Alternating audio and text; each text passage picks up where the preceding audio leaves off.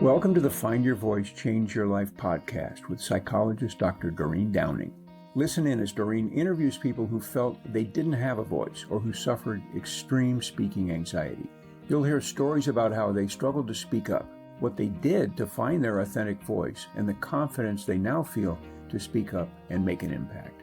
If you want to get started right away to find your voice, download Doreen's free 7-step guide to fearless speaking at doreen7steps.com.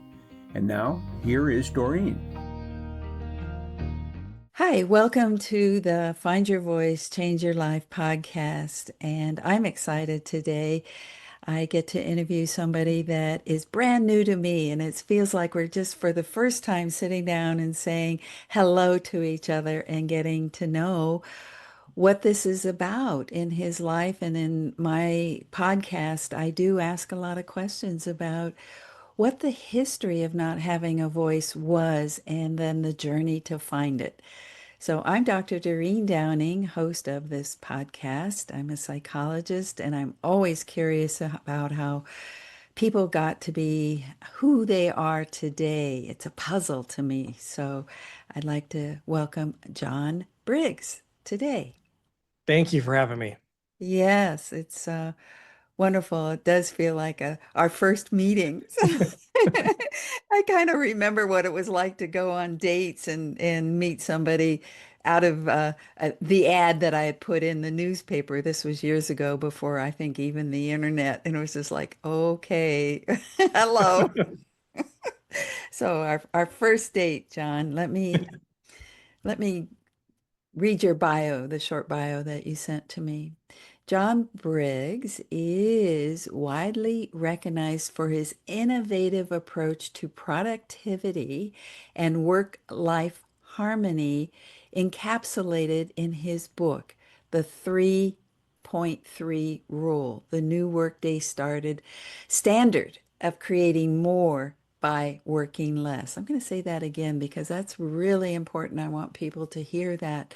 The new workday standard of creating more by working less. I have to take a breath. That just really feels like it's so important. His approach has not only led to significant revenue growth for his company and clients, but also promotes sustainable work-life harmony by combating the damaging hustle culture mindset. Ah, yes. I uh, I love that. It sounds like, something that I've heard from Janine Boland. Do you know Janine? I don't. She talks about the same thing that I just read, which was instead of work-life balance, it's work-life harmony. And that makes a different, you wrote about mindset. It's a different Hmm. mindset when we Yeah. think about our lives being in harmony. I love it. Thank you for sending that bio. So let's get started with our time together. It's about voice, and it's about the struggle that you might have had early on in life. And I always like to go back as far as I Hmm. can, or as far as you're willing to go, to those early life moments. So maybe just like, where were you born and what kind of family were you brought into, and what were some of the circumstances early on that you came to know who you were in this particular environment. And then of course there's school, and I know you mentioned something about that. So Yeah. let's get going. Who are you? Where'd you come from? Yeah. I'm going all the way back there. I born in Southern California, lived there till I was 11. Mom, dad, brother, three sisters. By the time I was born, my two oldest sisters were already out of the house with their own families. Hmm. We're a religious family, the only family on our street that seemed to be religious. And so I remember that being weird where, you don't, it, it- they knew like our faith and kind of, I got bullied, not only for that, but just the Mhm. kid to be picked on. Um, and so part of not having a voice, when you get bullied, one of the mechanisms is to try to make yourself small so you don't Yeah. cause a lot of attention. You don't bring a lot of attention to yourself. Good point. Yep. Hmm.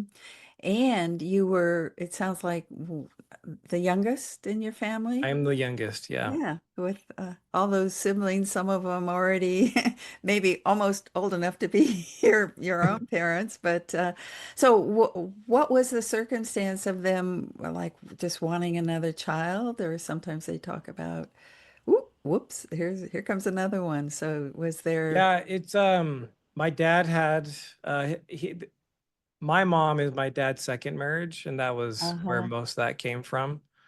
Yeah. I, in Oh, fact, have nieces and nephews that are older than I am. And, yes. Yeah. they love it, especially when I was younger, oh, hey, Uh-huh. Uncle John, it's like, yeah, funny. Haha, you're like 10 years older than I am.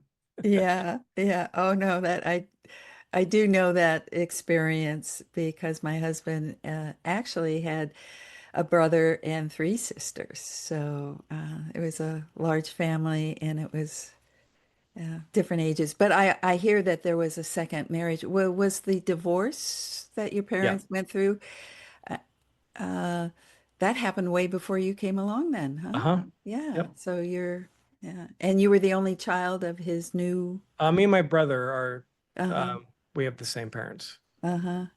Yeah. Anything more about what that was like to Uh, have didn't siblings? seem weird at all to me. I Uh-huh. mean, I Yeah. had two older siblings that also had kids, and Uh-huh. like, just, it's what I knew. Uh-huh. Yeah. Good. Well, that helps give us a a snapshot of you coming into this world, and it seems pretty okay because it's not like you didn't have to suffer something like a divorce, like a lot of people have had. Was there anything about the relationship with your father or mother that you feel? I mean, I know that religion is one way in which a family bonds together, especially if it's shared, but sometimes it can be kind of strict. Yeah. I mean, I guess when you grow up with the same religion, you don't necessarily look at it as like, is this strict or not strict? It was kind of just, it's how we were raised up, and it seemed I mean, as a kid, it's like, okay, logical. Like, that's a rule. It seems like a decent rule. I don't remember Mhm. fighting too many of them. Mhm. I think most of the rules I fought are the same that everyone does, religion aside. Like, I don't want to go to bed, Yeah, or I don't want to eat my dinner. I want to eat dessert.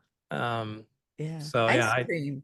Give yeah, me ice cream. exactly. Cookies. Give me a sleeve of Oreos. Yeah, sleepovers. Yeah, I know that one too. That's I always give a sleeve of Oreo cookies to my husband in his stocking. That's Probably loves it. I would love that. Yeah, actually, might be hungry right now. My mouth's watering.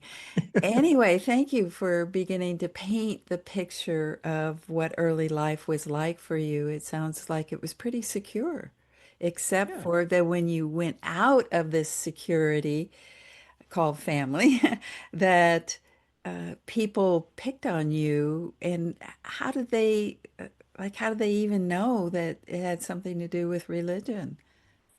Yeah, and I don't necessarily know if that's the only reason. If it, I of all the kids on the street, because back then life is different now, right? But back then, like, Yes. you played as neighborhood kids. We would Yeah. play football in the street, Yeah. and just you would play tag, and you'd be out of your house all day long. And hey, we Uh-huh. want to go to Del Taco, which is like a mile bike ride away, and you have to cross a busy street. It's like, great, go have fun. And Uh-huh. now, so it was different back then. And um, I don't know if it was specifically because of religion or if because I was one of the younger kids. Like, I think there's only one other child on the street that was younger than I was in like this group of kids.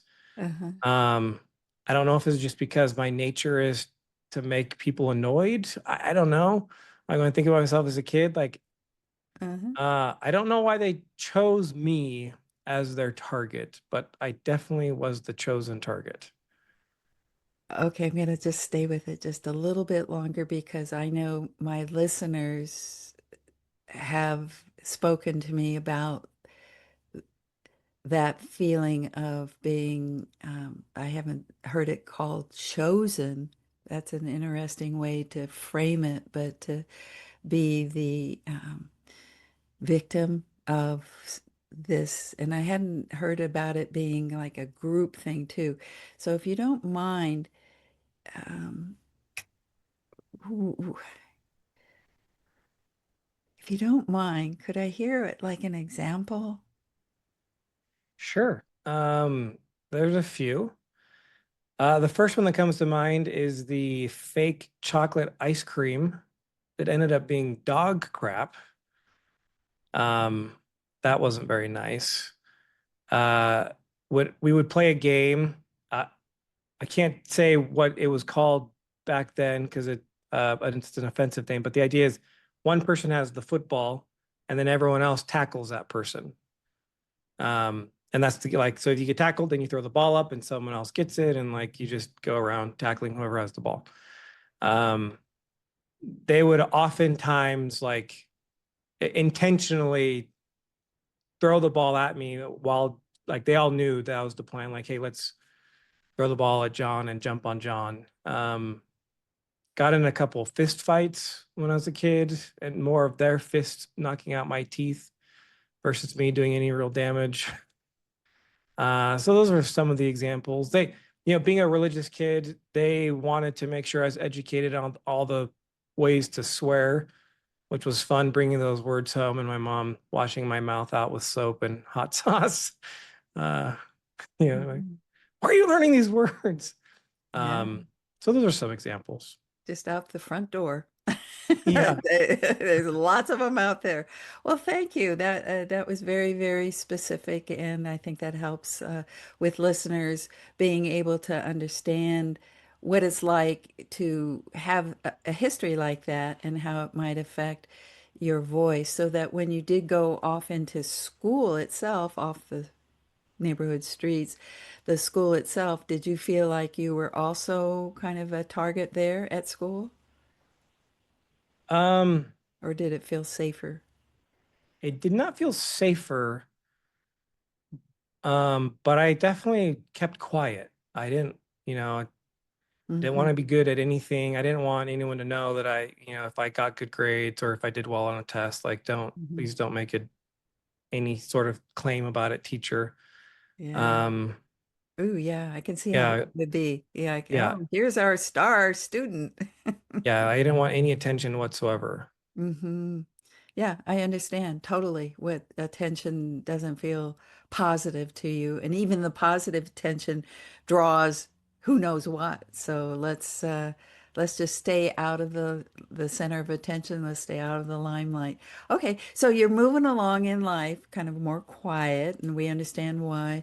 What happens next as you start to, go through high school and then out into the next phase of your life? I don't know what that was. Yeah, it's interesting. So California, lots of people. At 11, my dad retired as a school teacher. He taught in the LA school district, and he's like, I want to move to Missouri. Okay. So at 11, he moved me and my brother and my mom and dad, because at that point, all my sisters had been married. Um, the four of us moved out to Missouri. Really, really small town. Like 2,000 people. We lived 6 miles out of town. There was 70 people in my graduating class, like 300 in the high school, like Ooh. super, super tiny. Okay. And it's such a small town that everybody knew we were the family that moved in from California. And they knew that we were building a house. Like they knew everything about us. I always joke, the town is so small that people knew what I was going to do to get in trouble before I even thought about doing what I did to get in trouble. Like it's just really small. And so it was actually almost a flip of the script where because I moved in from California and it's such a small town, now all of a sudden everybody knew me. I had Yeah. everybody's attention. Limelight. There you are. Yeah. You can't hide from that one. You can't say, don't look at me. Yeah. And so I don't know what I did. I just know the outcome was I ended up playing on all the sports. I ended up being really popular, which isn't hard to do when there's only 70 in your class and 300 in the high school. But like to the point where because there's a lot of small towns around and you play each other in all the different sports, like I find out later that there's other people in other towns that I'd never met who knew who I was and like respected the fact that I at least appeared to be a young teenage boy trying to be a good kid, which, I, there was plenty of people like that back then. I don't know now in the small towns, but yeah, it's a bit of a flip of the script. So regardless of what I did, I had everyone's attention. I don't know. I haven't thought about, did I purposely then like, well, let's just go all in then? And that's why I decided to play sports. I am competitive. I like to win. I don't like to lose. I don't know if that's the reason. It certainly helps when you go to a small town. You don't, there's no tryouts. Like if you want to be on the team, they put you on the team. Doesn't mean you get playing time, but you don't have a lot of competition. I mean, yeah, it's just so it kind of flipped the script in high school. I ended up being a big fish in a small pond. Oh yeah, yeah, yeah. And I feel the more of the freedom to be more expressed in we're talking about voice.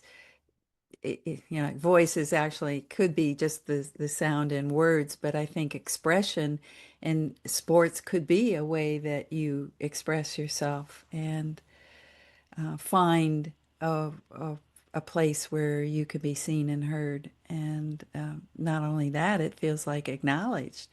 So that's great. It felt like, wow, what a kind of an automatic healing that took place. So, and then what happened next after school? So high school, I went to college, and went to BYU in Utah. They have an amazing accounting program, so I studied accounting. BYU's program is so good that your junior year, so most of us in that program are doing master's degrees. So you're a few years out from being employable. Your second week of your junior year, like all the big accounting firms come in, the top 100 corporations come in, and they interview you because they're trying to lock you in that early. As an accounting student. And so like fortunate, I didn't realize that the accounting like love that I found matched with it being one of the best colleges to go to for it. Oh, And so I ended up getting a job and working with Deloitte for a little bit, which is one of the big four accounting firms. I mean, in fact, I think they're the largest. We're talking multi-billion-dollar organization. I went back to Orange County, California, and worked with that office. And then I could get into it, but we definitely had some experiences there about not having a voice. yeah, do get it. Give me an Yeah. So, example. and I don't want to put this all on Deloitte. The other accounting firms do it, and then the smaller ones just want to copy them. But this is part of the problem in my industry. But you're expected because of deadlines for tax filings and like Oh, audit financial filings, you have to work around all these government imposed deadlines. And so tax season is also closing of financial statement season. So it doesn't matter what you're doing in an accounting firm, you're expected to work to keep your job at least 55 hours a week. And keeping your job is one thing. If you want to get promoted, then you got to go 70, 80 hours a week to get seen so that you get oh, John. amongst all the people like, hey, look at this hard worker. Let's think about promoting him.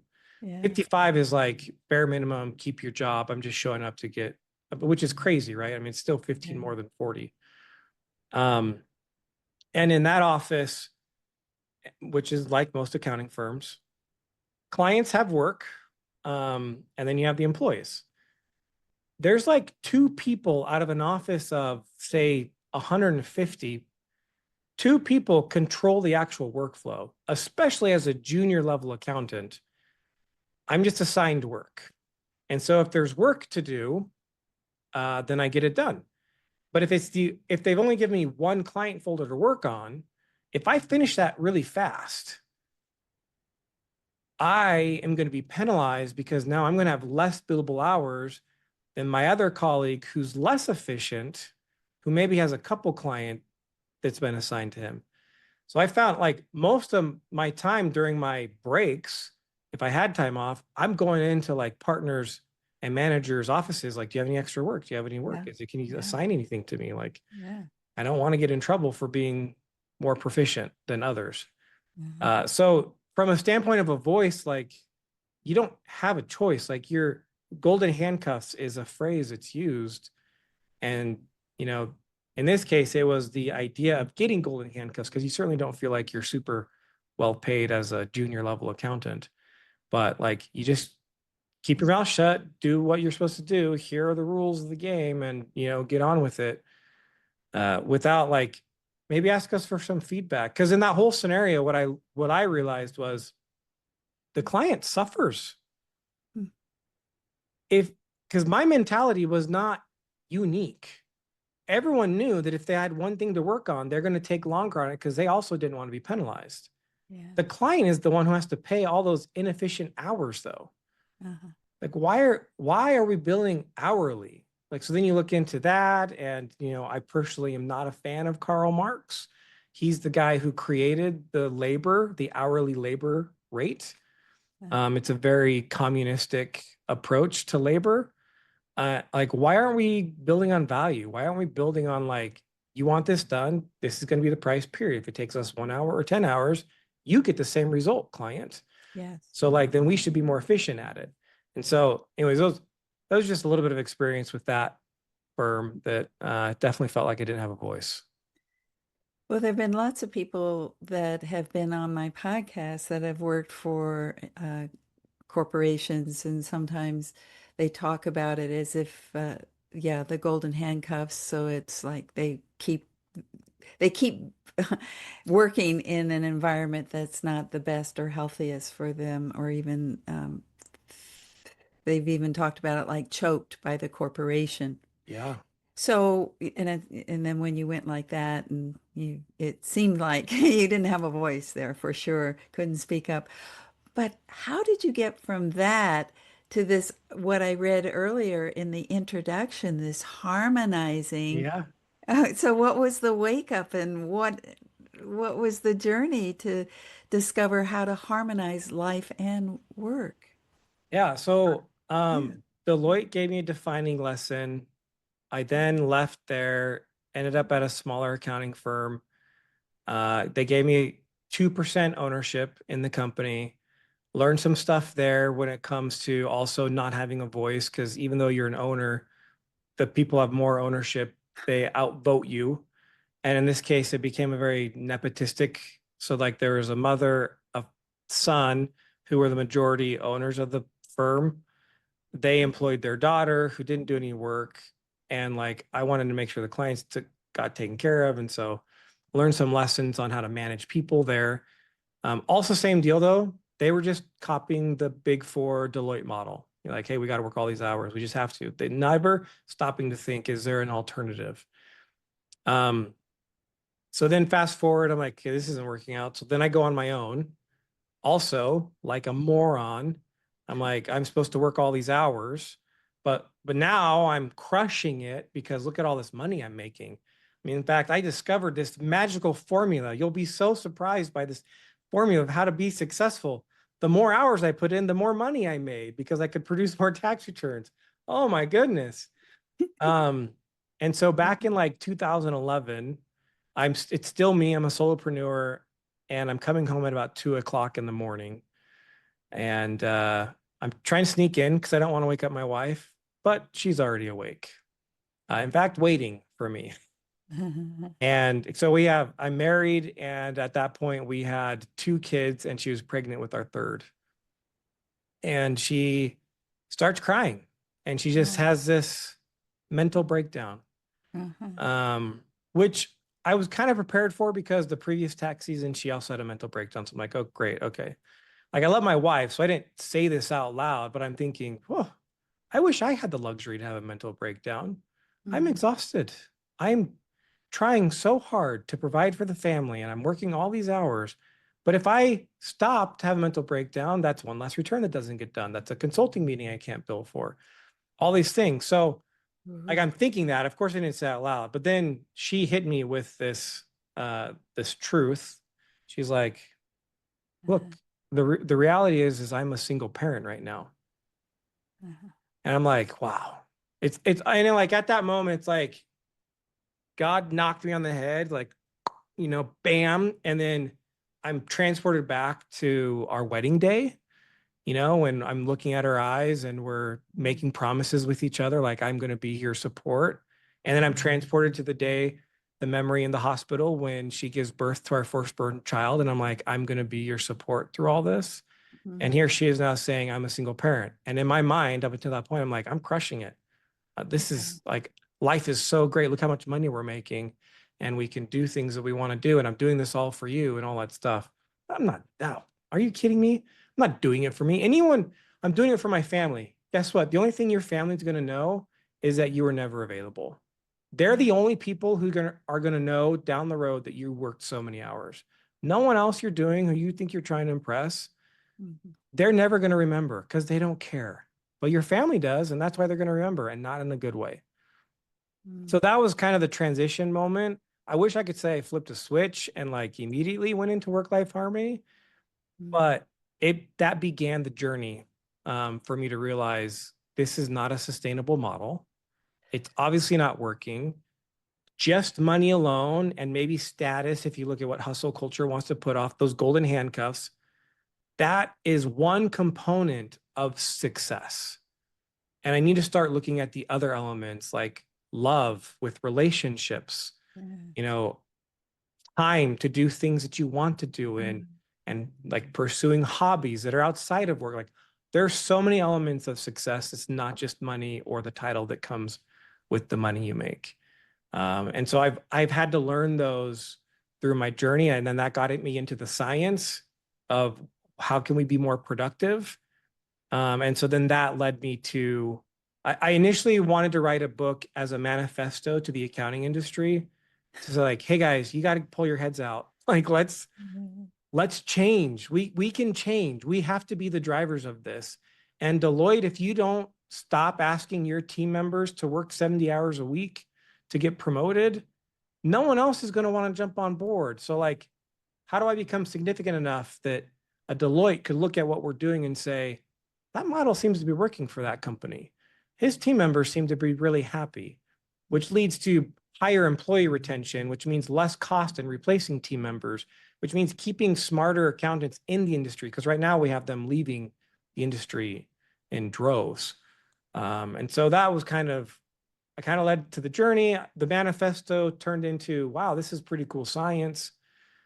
And then the science was like, oh, that's a great simple structure. Which is effectively work focused, be completely focused when you work, but you can only do that for around up to 3 hours at most. And it's a range, so it's not like a magic formula. Some people might only be able to do 50 minutes at a time or an hour and a half, but for sure only up to 3. And then immediately following that focus block, take an intentional break where you don't work, where you don't stimulate your brain on things that are like it's working. Like actually give your brain a rest for about 30% of the time you worked, and you'll be able to come back to a next focus block energized and ready to go and be more productive. And if you do that, which we have found in our company, you get more work done. So out of an 8-hour day, you're actually only working 6 hours of focus. But if you take those 2 hours strategically of actual breaks, you can almost double your production because the studies show the average worker is only getting in 2 hours and 52 minutes of productivity a day anyways. Yes. Wow, this is brilliant. And it's so mind challenging. One of the things I realized as I'm listening to you and the experience of being in an environment that was oppressive for you and for your health and well-being is that in a way it felt like those kind of work environments are like bullying. And you, what I love is that you found your way out of the bullying. You know, you did change very deep, kind of seated this sense of self that felt like he couldn't stand up and say, there's a better way, stop. You know, I'm not, you're the one who had to stop it, and you changed. And even though you said it wasn't like flip a switch like you did when you moved, you have, John, you flipped the switch. And not only that, you're out here now talking to me and all my listeners about another way. So before we end today, this other way has to do what I'm hearing is there's a way in which we focus 3 hours max and take these mindful breaks that have nothing to do with what we are doing. I'm gonna get the book, and I'm so excited I got to meet you today. Anything else before I need to stop that you'd like to offer the people who are listening about how to live this particular kind of harmonious life work balance? Yeah, I think we have to realize that life, because we talk about work-life balance, right? Like, Yeah. and as an accountant, it's like, is that some sort of formula? Like, so 12 hours of work and 12 hours for me, like, what does balance look like on a 24-hour day? Like, it Yeah. doesn't work. And we have to accept that also chaos, or another way to say that, doesn't have to be as dramatic, unplanned things happen in our life. And that's why we like to focus on the harmony aspect of it, because there may be a time in your life that you can have more time to your life.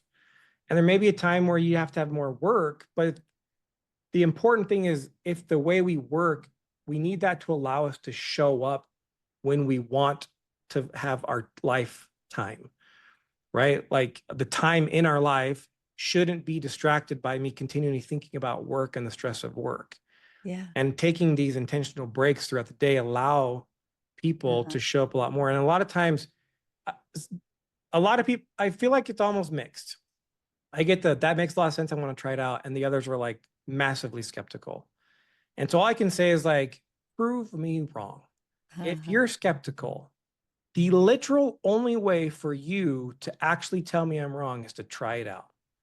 And I promise, if you try it out, you're going to find that it actually works. And if you don't believe me, metaphorically, if you think about vehicles, if you didn't have brakes on your car, how Yeah. fast would you be driving? Not very fast, because you're going to have to rely on momentum to slow you down. But we Ooh. have brakes, which allow me to go fast. And when I need to stop, I can stop. Yeah. It's the same Literally. way, literally. Yeah. It's the Yeah. same way our mind works when it comes to brakes, spelled differently, obviously.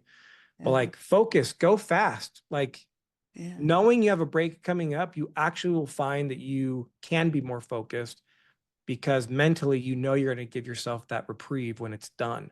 And then Mhm. that reprieve is long enough for you to then come back to literally rinse and repeat. Without that, you have people sitting like butts in the seat Yeah. from 9 a.m. to 5 p.m. But, by lunchtime, they're foggy, they're phased out, they're easily distracted, checking out Facebook or TikTok or whatever. So I promise, just give it a whirl, try it out. Like, if anyone wants to pick up the book, obviously, selfishly, I think it's pretty good and there's a lot of good science in it. But if not, you can try, just work up to 3 hours. When you feel like you're losing your focus, take a break and Yes. then come back. Oh, It's I going to love it. work. You're going to love it. I love it. And there will be a link in the show notes to the book. So we have both what you said and taught us today, as well as an opportunity for people to actually go get it and read it and find you. Do you do consulting with folks? Yeah, we do. Uh-huh. Great. Well, we'll make sure and help people find you, because I think it's been fun for me today. And I think working with you would be fun for people. You make this process of life change more fascinating, interesting, and doable. It feels like you're saying it's easy, folks. Prove me wrong. Yeah. That's a great way to put it. All right. Well, thank you so Thank you. much today. We've been having a conversation with John Briggs, who has this whole idea which can change radically not only our lives, but other people who happen to be in relationship with us, who want more of us and not just the money that we might bring in for the many hours we work. Right? Thank you. Right. Thank you so much, John. Thanks for having me. Yes. Thank you for being with us today for this episode of Find Your Voice, Change Your Life. Each person Doreen interviews shares what has helped them find their voice. You can learn from these guests and find your voice so you can be confident to speak up and speak out. And remember to download Doreen's free 7-step guide to fearless speaking at doreen7steps.com. We hope you enjoyed the show and will return next time. Until then, goodbye for now.